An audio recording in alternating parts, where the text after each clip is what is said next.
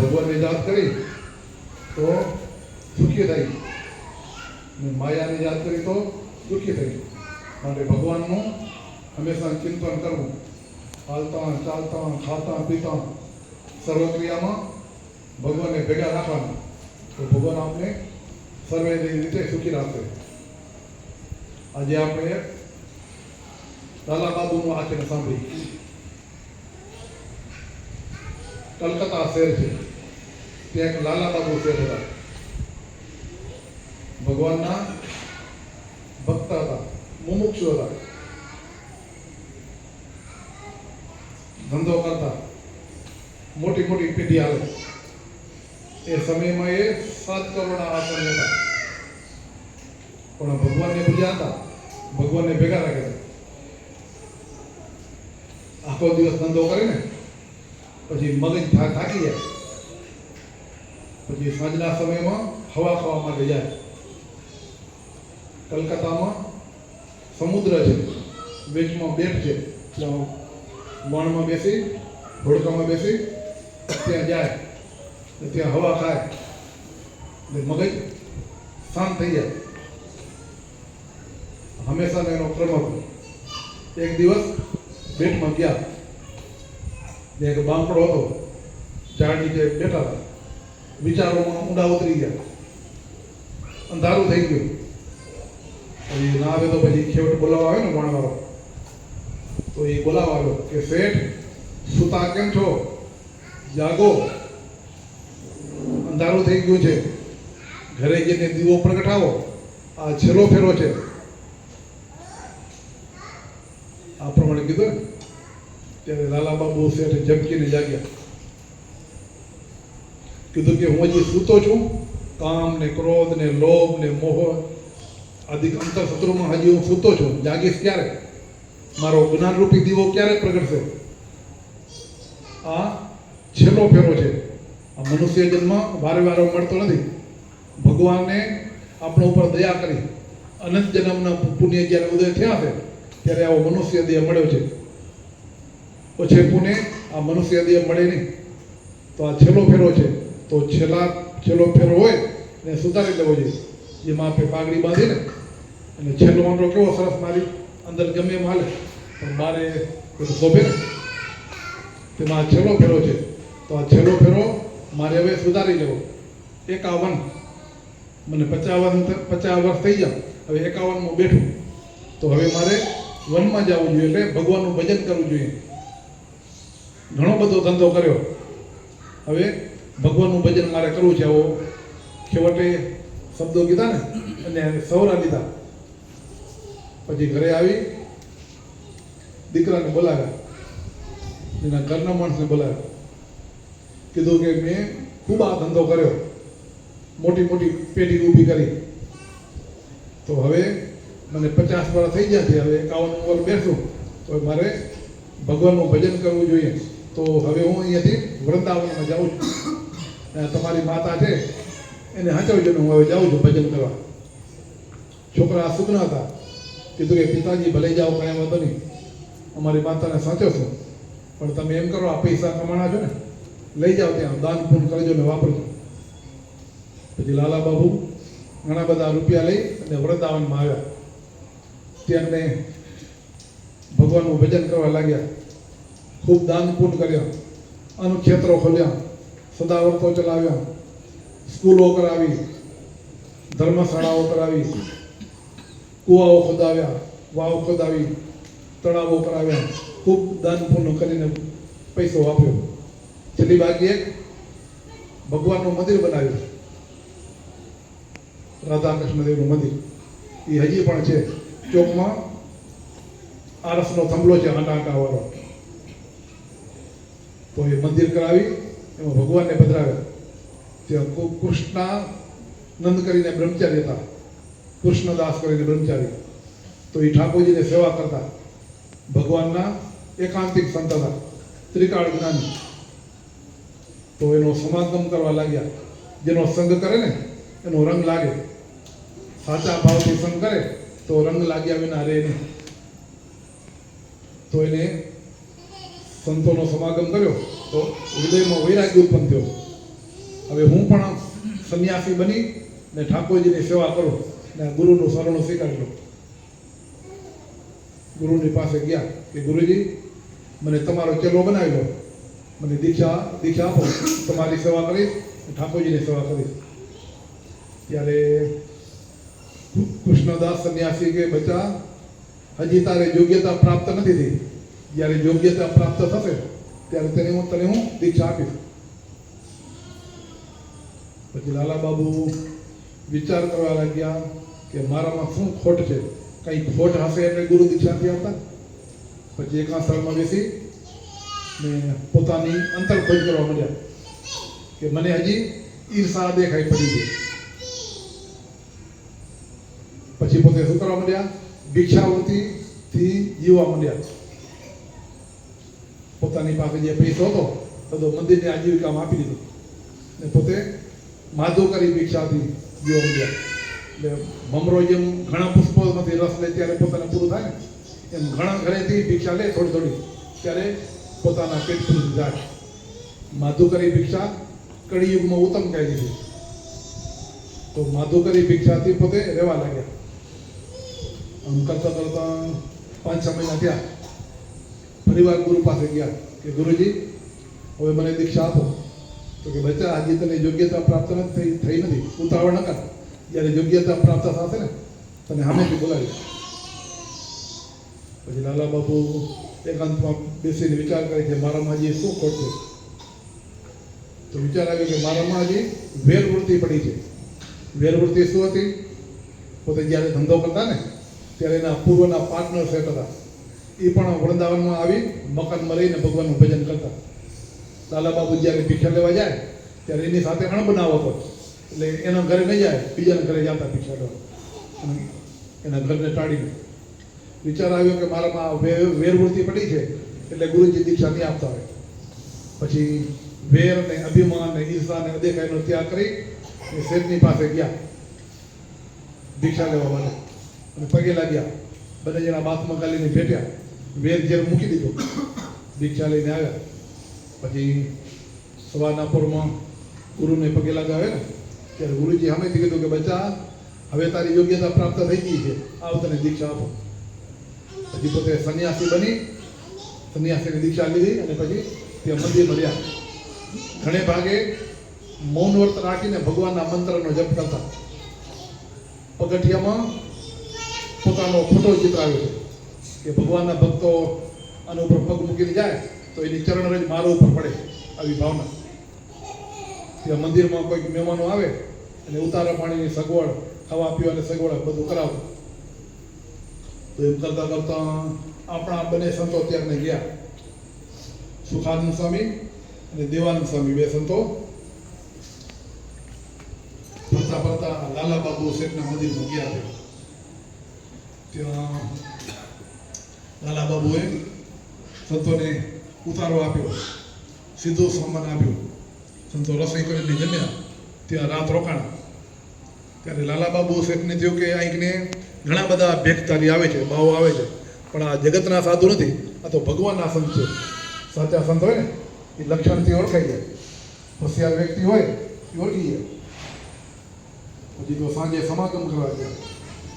સંતોને કીધું કે મને મારો આ જન્મે જ મોક્ષ કરવો છે, છેલ્લો જન્મ કરવો છે, ભગવાનના ધામમાં જવું છે.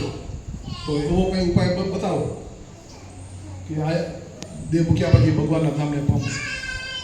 ત્યારે સંતોએ કીધું કે એમાં તો પ્રગટનું ભજન કરવું પડે. પરોક્ષપણે ભગવાનનું ભજન કરી તો ઘણા જન્મ વીતી જાય. પરોક્ષથી ભવતરણો પારા આવે નહીં, કહે વેદ વેદાંત વાણી. પ્રગટને ભજી ભજી પાર પામ્યા ઘણા, ગીધ ગુનિકા કપી વૃંદ કોટી. માટે પ્રગટને ભજીએ તો આ જન્મે મોક્ષ થઈ જાય. માટે તમે પ્રગટનું ભજન કરજો. ત્યારે લાલા બાબુ શેઠ કે અત્યારે તો કળિયુગ ચાલે છે, કળિયુગમાં પ્રગટ ભગવાન ક્યાં મળે?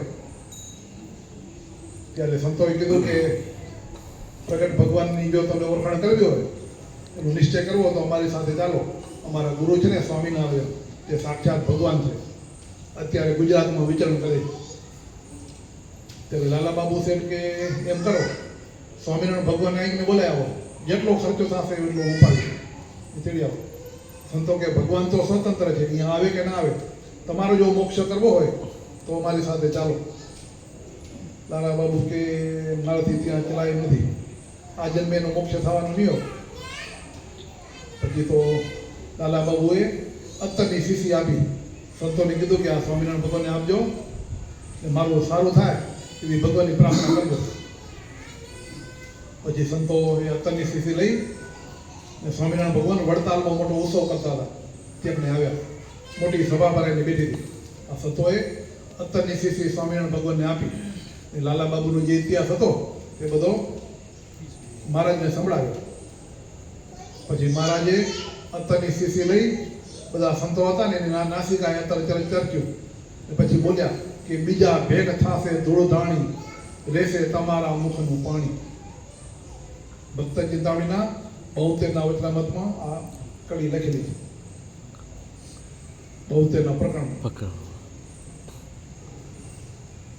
પછી તો મહારાજે કીધું કે લાલા બાબુ શેઠ બીજો જન્મ કચ્છમાં લેશે, ભગવાનની ભક્તિ કરશે, સત્સંગ કરશે, સત્સંગની સેવા કરી ને પછી ભગવાનના ધામને પામશે. આ જન્મે હજી એના પુણ્ય ઓછા છે. તો ભગવાને એને યાદ કર્યા. તો સમય જતાં એ લાલા બાબુનો દેશ છૂટી ગયો ને કચ્છમાં અંજારની બાજુમાં વાઘોરા ગામ છે. તે વાઘોરા ગામમાં દામજી ઠક્કર લોહાણા કરીને જ્ઞાતિ હતી, શ્રીજી મહારાજના ભક્ત હતા. એને ત્યાં લાલા બાબુએ જન્મ લીધો. એનું નામ નાખ્યું કરમસિંહ. પોતે સત્સંગી હતા એટલે દીકરામાં સારા બધા સંસ્કાર રેડ્યા. જ્યારે કરમસિંહ 5 વર્ષનો થયો ને ત્યારે એના બાપુજી દામજી ઠક્કર દેહ મૂકી ગયા. પરિસ્થિતિ ગરીબ હતી, કામ કરે ખાઈ પીને મોટા થાય એવી પરિસ્થિતિ. પછી દામજી ઠક્કર દેહ મૂકી ગયા ત્યારે કરમસિંહની માતાએ વિચાર કર્યો કે આ કમલાને મારે મોટો કેમ કરવો, કંઈ ઘરમાં પૈસા તો છે નહીં. પછી ભગવાનના ભક્તોને તકલીફ પડે ક્યાં જાય, સંત લગી જાય, ભગવાનના ભક્ત લગી જાય. તો એ વખતે અંજારમાં મહામુક્ત ચાકબાઈ હતા. તો આ કરમસિંહની માં એ કરમસિંહને લઈ અને ચાકબાની પાસે આવ્યા. કીધું કે બા આ કમલાને મારે મોટો કેમ કરવો, અને બાપુજી દેહ મૂકી જાય, કમાનારું કોઈ છે નહીં. ત્યારે ચાકબા તો ત્રિકાળ જ્ઞાની હતા, આખી વીજી એનું ભવિષ્ય જોઈ લીધું. કીધું કે દીકરી તમે એમ કરો, તમે આ કરમસિંહને લઈ મુંબઈ જાઓ. મુંબઈ તો કે મુંબઈમાં અમને ઓળખે કોણ? તો કે મારા તમને આશીર્વાદ છે, તમારું પ્રારબ્ધ ત્યાં બોલાવે છે તમને, તમે ત્યાં ખૂબ સુખી થશો. 2 દિવસ તમને તકલીફ પડશે, પછી કોઈ શેઠ તમને બોલાવવા આવે તો એના ઘરે તમે ચાલ્યા જાઓ. તો એ વખતે રેલવેની સગવડ થઈ ગયેલી. તો ચાકબાએ તમારા જેવો કોઈ હરિભક્તો પાસે ટિકિટ લઈને આપી અને ખજૂરને દારી આપ્યા કે આ જમતા જાજો ને આવે જાજો. રેલવેમાં બેસી અને મુંબઈ આવ્યા. રેલવે સ્ટેશને તે ઉતર્યા, ઓળખે નહીં કોઈ. બજારમાં 1-2 દિવસ માટા માર્યા. પછી ભૂખ્યાને તરસ્યા. કોઈ શેઠનો બંગલો હતો ને તે ઓટા નીચે સાંજે બેસી ગયા. શેઠ હતા એ મકાનના માલિક. તો પોતાના બંગલામાં જતા હતા ત્યારે મા દીકરાને તે જોયો. પછી સવારે શેઠો કામે જાય ને પછી બંગલામાંથી ઉતર્યા ત્યારે પણ મા દીકરાને ત્યાં બેઠેલા જોયા. મા દીકરાને જોયા ને તો એના હૃદયમાં ભગવાન વસી ગયા. એને પૂછ્યું કે બેન તમે કાલ તો નહીં બેઠા છો કોણ, ક્યાંથી આવ્યા છો? ત્યારે એમને કીધું કે અમે કચ્છના છીએ અને મહામુક્ત ચાકબાઈએ કંઈકને જીવન ગુજારવા માટે મોકલેલા છે કે તમારી કંઈ ઓળખાણ છે અહીંયા? તો કે અમને કોઈ ઓળખતું નથી, ચાકબાઈ અમને મોકલ્યા છે. તો એમ કરો કાલના તમે ભૂખ્યા છો, મારે ઘરે હાલો, તમને નવરાવો ધોરાવી અને જમાડું. પછી પોતાના ઘરમાં લઈ ગયા અને ઘરના માણસને વાત કરી અને નવરાવી ધોરાવીને રસોઈ કરીને જમાડો. પછી હું સાંજે આવીશ ત્યારે એની રહેવાની વ્યવસ્થા ગોઠવી દઈશ. પછી પછી શેઠ ધંધા ઉપર ગયા. મા દીકરાને પોતાના ઘરે રાખે ને ત્યારે મોટા શેઠ હતા, મોટો ધંધો હાલતો, કરોડોના આસામી હતા. તો એ દિવસે એને મા દીકરાને ઘરે રાખ્યા, 8-10 ગણો વધારે નફો થયો. તો ગુણ આવી જવાનો કે આટલો વેપાર, આટલો ધંધો, આટલી બચત મારી ક્યારે થતી નથી. આ મા દીકરાને એકને રાખ્યા એટલે મારો આટલો ધંધો વધારે થયો. પછી તો ગુણ આવી ગયો એમનો. એનો કોઈ દીકરો હતો નહીં. આ કરમસિંહને પોતાના દીકરા તરીકે રાખ્યો. અને કરમસિંહના માને કીધું કે તમે આ ઘરના સભ્ય બની ને ધર્મના બેન થઈને મારા ઘરમાં રહ્યો, ઘરના સભ્ય થઈને. પછી ત્યાં રહ્યા. પછી કરમસિંહ નાનો હતો, ભણાવ્યો, બાલ મંદિરમાં ભણાવ્યો, સ્કૂલમાં ભણાવ્યો, હાઈસ્કૂલમાં ભણાવ્યો, કોલેજમાં ભણાવ્યો. ભણી ગણીને મોટી ડિગ્રી પ્રાપ્ત થઈ. એ વખતે અંગ્રેજ સરકારનું રાજ્ય હતું. કોઈક માણસે ગુનો કર્યો ને ફાંસીએ ચડાવે. પણ અને સરકાર તરફથી એટલું બધું માન મળ્યું, એટલો ઇલકાબ મળ્યો કે કોઈ માણસે 7 ખૂન કરી નાખ્યા હોય, ફાંસી ચડાવ્યો હોય, પણ કરમસિંહ દામજીની ગાડી ત્યાંથી પસાર થાય તો એને નિર્દોષ છોડી મૂકે. આટલો બધો એને રાજ્ય તરફથી માન મળ્યું. આમ કરતાં કરતાં ભણી ગણીને તૈયાર થયા,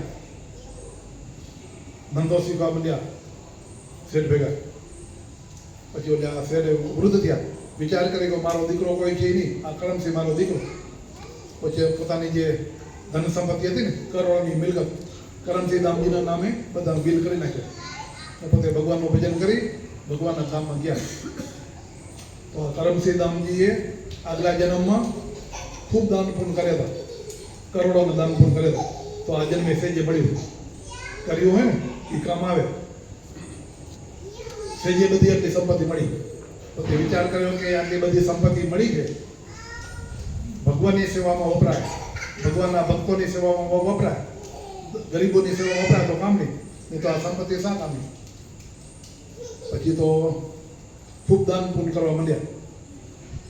હરિભક્તો હોય ને, ગરીબ હોય, એને કોઈ ધંધા ખોલી દે, ઊંચા લઈ આવે બધાને. ખૂબ દાન પૂર્ણ કરતા હતા. એમ કરતાં કરતાં મુંબઈમાં મંદિર નહોતું. પછી વડતાલનું જે મંદિર છે ને અત્યારે ભુલેશ્વરમાં, મુંબઈમાં ભુલેશ્વરમાં લક્ષ્મીનારાયણ દેવનું મંદિર છે, એ પોતે જ પોતાને ખર્ચે જમીન લઈ આખું મંદિર બંધાવ્યું. પછી લક્ષ્મીનારાયણ દેવની સ્થાપના થઈ. ત્યારને બ્રહ્મચારી હતા, ઠાકોરજીની સેવા કરે. નામ હતું કૃષ્ણાનંદ બ્રહ્મચારી. બહુ પવિત્ર સંત હતા. તો એને ગુરુ તરીકે સ્વીકાર્યા. એને કરમસિંહ દામજીએ પોતાની 4-5 ઘોડાગાડી હતી, પણ ભગવાનના દર્શન કરવા જાય ને પગપાળા જાય. પગમાં મોજડી કે જોડા પહેરે નહીં, પગપાળા.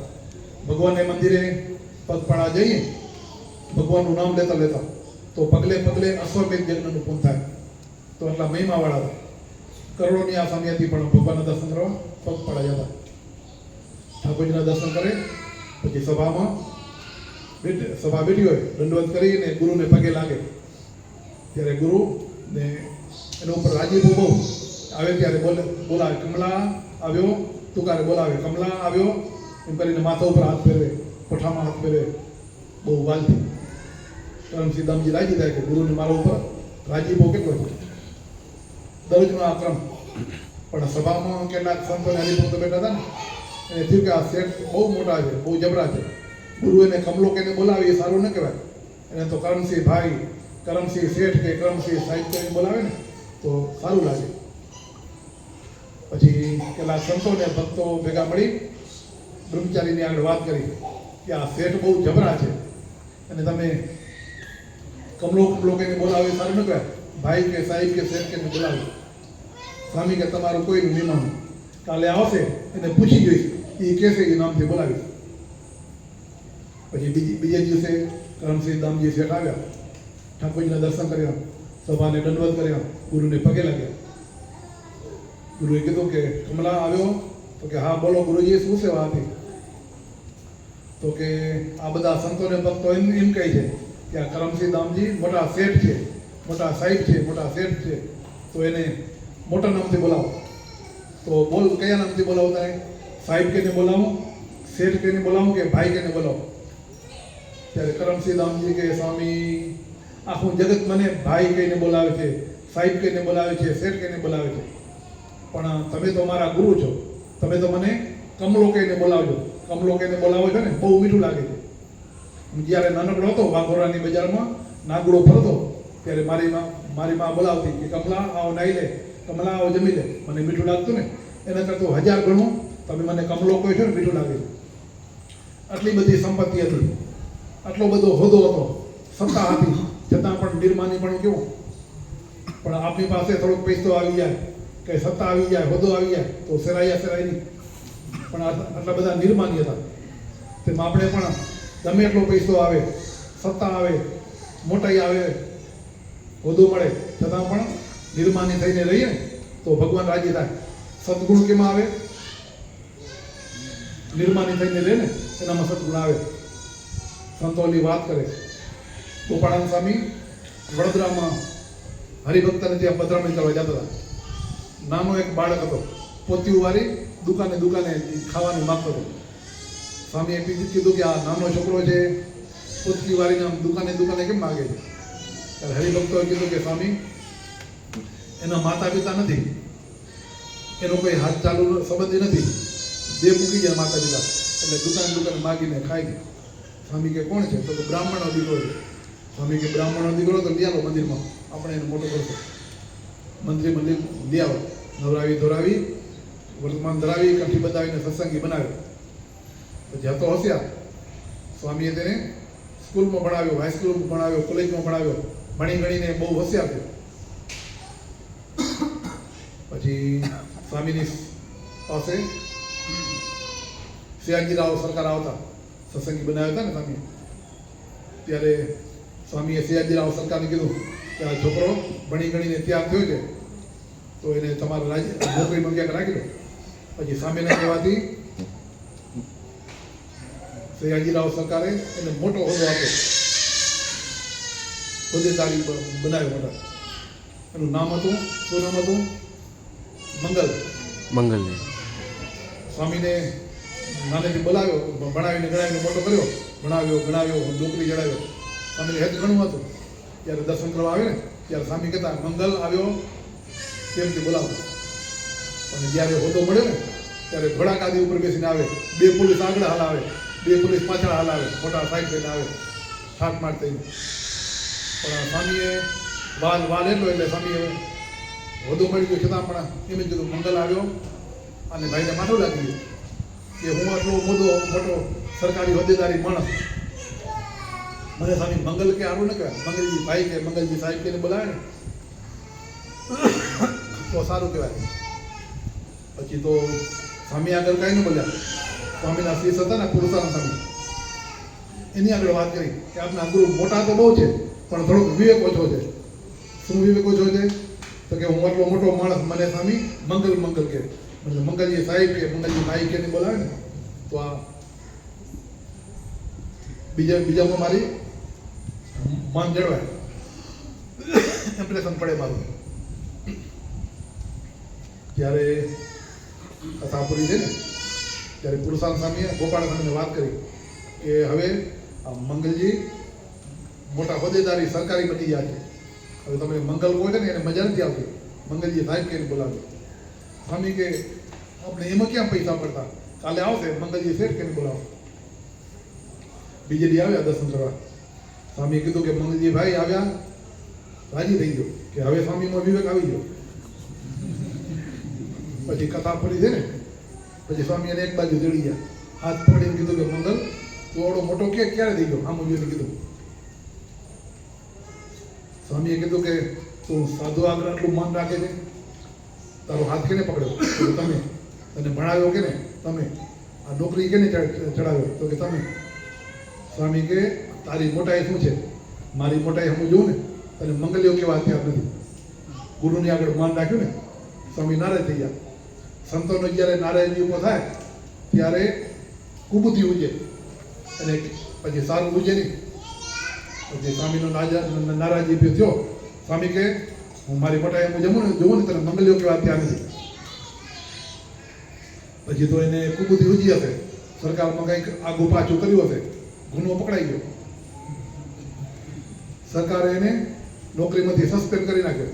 પેલા જેવો મંગલિયો બજારમાં રખડતો હતો ને, તો પાછો મંગલિયો રખડતો થઈ ગયો બજારમાં. એમ ભગવાનની આગળ, ભગવાનના સંતોની આગળ, ભગવાનના ભક્તોની આગળ ક્યારે પણ માન રાખવું નહીં. માન રાખી તો પાછા રખડતા થઈએ. ત્યારે આ કરમસિંહ ધામજી કે સ્વામી, આખું જગત ભલે મને મંગલજી સાહેબ કે મંગલજી ભાઈ કરીને બોલાવે, પણ તમે તો મને મંગલીઓ કહીને જ બોલાવ્યો. આટલું નિર્માની પણ દાસ પણ હતું. ગરીબ હરિભક્તો હોય ને એની ખૂબ મદદ કરતા. એ કોઈ ભગવાનની ભક્ત વિધવા બાઈ હતા. એનો દીકરો સરકારમાં નોકરી કરતો હતો, કંઈ ગુનામાં આવ્યો, ગુનો પકડાઈ ગયો. સરકારે એને ફાંસી ચડાવવાનું કહી દીધું. ભાઈને દુઃખ થયું કે મારો એકનો દીકરો છે. કરમસિંહ સાહેબની પાસે આવ્યો ભાઈ. એ કીધું કે શેઠ, મારો એકનો દીકરો છે, સરકારમાં નોકરી કરે છે, કંઈક ગુનો કર્યો હતો, તો એને ફાંસીની સજા આવી છે, કંઈક દયા કરો. ત્યારે કરમસિંહ શેઠ કે બેન, તમે ચિંતા ન કરો, ભગવાનનું ભજન કરજો, ભગવાન સારું કરશે. પછી જે બાજુ ફાંસી ચડાવવાની હતી ને એ બાજુ પોતાની દુકાન હતી. ત્યારે મોટો માણસો હોય ને, સામાન્ય રીતે જે જગ્યાએ ફાંસી ચડાવવાની હોય એ જગ્યાએથી પસાર ન થાય. પણ પોતાના નોકરોને કીધું કે આપણે એ બાજુ દુકાન છે, એમાંથી સારો માલ કાઢી લો ને બેસ્ટ માલ બધો ભરો. જ્યારે 11 વાગે ને ત્યારે દુકાન સળગાવજો. 12 વાગે અને ફાંસી ચડાવવાનો છે ને તો એ બજારમાંથી પસાર થઈ. પછી તો કીધા પ્રમાણે નોકરોએ દુકાન સળગાવી 11 વાગે. મુંબઈમાં 100 લોકો વ્યાપી ગયો કે કરમસિંહ ધામજીની દુકાન સળગી. માણસો દોડીને કેવા ગયા. પછી કરમસિંહ સાહેબ ચાય કરીને જ્યાં ફાંસી ચડાવવા હતું ને એ બજારમાંથી ઇમરજન્સી નીકળ્યા. ત્યારે સરકારી માણસો દેખી ગયા કે કરમસિંહ ધામજીની ગાડી અહીંથી પસાર થઈ, માટે એને નિર્દોષ છોડી મૂકો. પોતાની દુકાન સળગાવીને પણ વિધવાબાઈના દીકરાનું રક્ષણ કર્યું. આટલા કરમસિંહ ધામજી ભગવાનના મહાન ભક્ત હતા, નિર્માની હતા. તેમાં આપણે પણ ગમે એટલો હોદ્દો આવે, સત્તા આવે, પણ ભગવાનની આગળ, સંતની આગળ, ભગવાનના ભક્તની આગળ નિર્માની પણ રહીએ તો આ લોકમાં સુખી થાય ને પરલોકમાં સુખી થઈ. આ તો કરમસિંહ ધામજીનો ઇતિહાસ. તમે બધા અહીંને કમાવા માટે આવ્યા છો તો આ લોકની કમાણી કરો છો ને સાથે સાથે આવી સભા કરો છો, સત્સંગ કરો છો, પરલોકની પણ કમાણી કરો છો. તો તેથી વિશેષ ને વિશેષ કરતા રહેજો. તો ભગવાનને સંતો તમારા ઉપર રાજી છે, વિશેષ રાજી થશે. સહજાનંદ સ્વામી મહારાજ.